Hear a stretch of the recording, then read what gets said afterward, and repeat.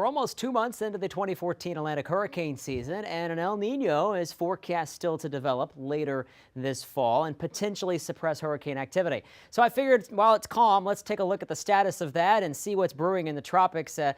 August can be a much more active month than July. We've had one named storm so far. We measure the El Nino by the ENSO signal from NOAA, and basically it's this. When it gets above 1, an El Nino is declared. When it's below -1, it's the opposite, a La Nina. And we saw the numbers rise quite a bit over the spring, but check this out. They've tailed back off and even diminished some in the last couple of weeks. It's common for those numbers to fluctuate, but I'd say confidence may be decreasing a bit that an El Nino will fully develop in time to really impact the season as a whole. Typically in July, we get about a storm a year in the Atlantic basin, and they can form close to home. Later in the month, like we saw Depression 2 develop, they can occur out in the central Atlantic.